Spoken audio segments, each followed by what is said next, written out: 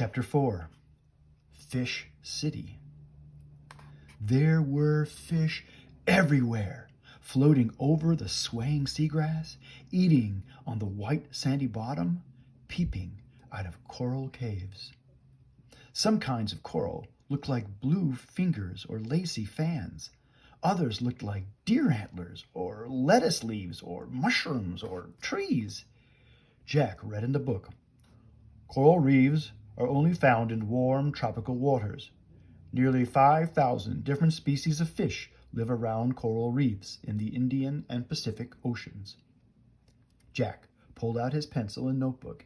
He started to write a list. Coral reef research. Warm water. Over 5,000 kinds of fish. "Look," said Annie. The sub floated past a huge starfish, then a pink jellyfish, then a blue seahorse.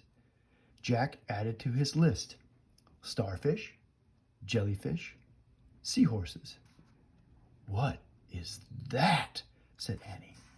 Jack saw a creature that looked like a giant pancake with a long tail. "A stingray," said Jack. He put that on his list as well. "And that?" said Annie. She pointed at the biggest shell Jack had ever seen. It was as big as a footstool. "I'll have to check on that one," said Jack. He turned the pages of the ocean book. When he got to the page about clams, he read aloud.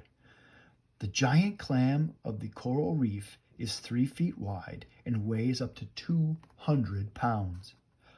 "Wow," said Annie. "No kidding," said Jack. He added giant clam to his list. "Dolphins!" cried Annie. Jack looked up. 2 dolphins were peering in the window. They tapped their noses against the glass. They were bright.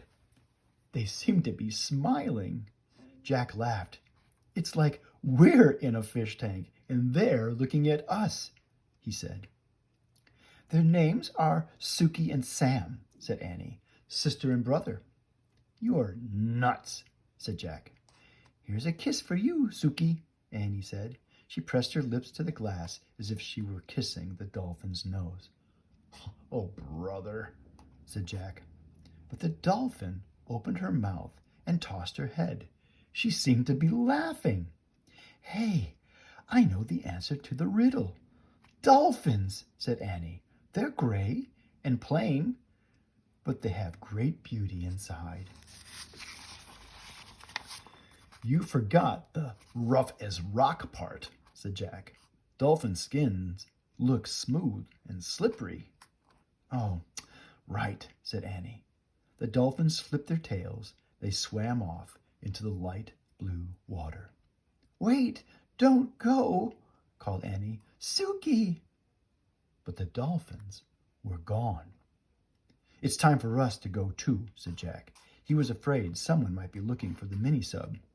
"But we haven't solved the riddle," said Annie. Jack studied the bright underwater world. "I don't see the answer," he said. "There's nothing plain at all out there." "Then maybe the answer's in the mini-sub," said Annie. They looked around the tiny space. "I'll check the computer," said Jack. He studied the row of pictures at the top of the screen. He pressed the book picture. The words "ship's log" flashed onto the screen.